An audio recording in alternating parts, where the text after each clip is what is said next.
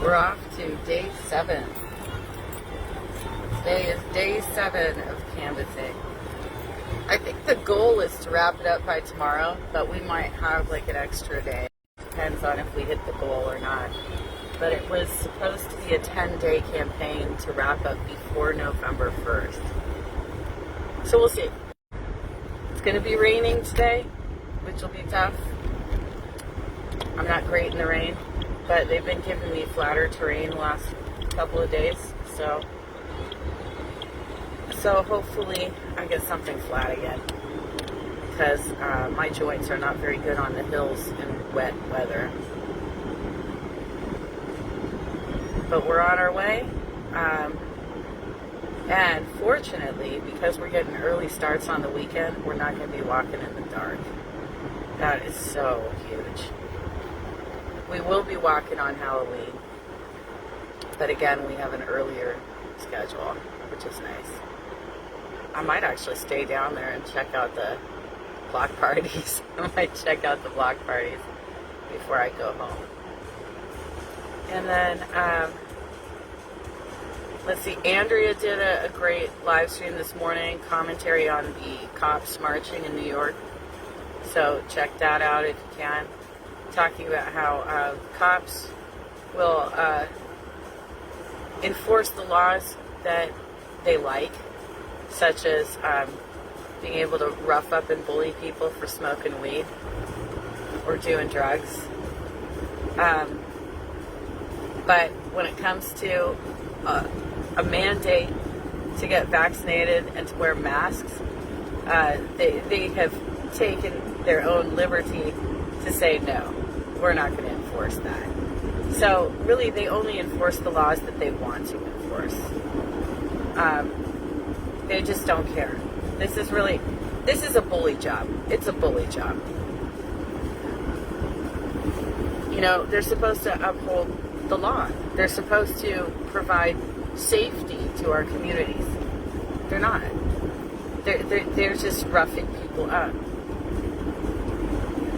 I mean, that's my perception at this point. I think that's the perception of a lot of people. And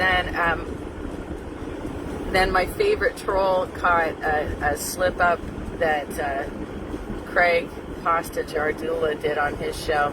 He's been asserting, this fella, Seth, has been asserting for many, many months now that Pasta and Fiorella are COINTEL, and that they're working with the cops.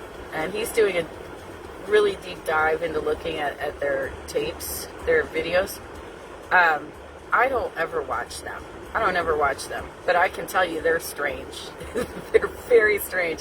From my personal interactions with them, they're very strange, and they acted very mafioso with me.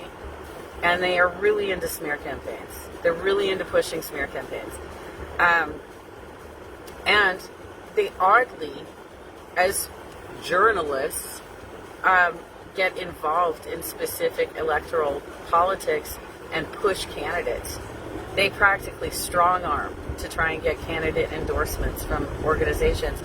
And I don't understand how they see that's ethical, that they're journalists who are supposed to be impartial, and they're actually getting involved in the conversations, trying to influence the endorsement conversation. But anyway, Seth caught a slip up of Pasta was supposed to say teachers. He also asserts that they're reading off scripts, which they probably are, because they're dumb as rocks. They probably are. He caught a slip up where Pasta was supposed to say teachers, and he said cops instead. So it was like a Freudian slip. There might be something to that, because like I said before, there's been a lot of information out there suggesting that people in the Occupy movement were infiltrated by like FBI or something, or somebody. It might have been FBI. This is from what, and I had this conversation with Trevor Fitzgibbon too, that all of the organizations, they put plants in them. And we saw that too with the when the right-wing groups were trying to capture and kidnap the governor of Michigan.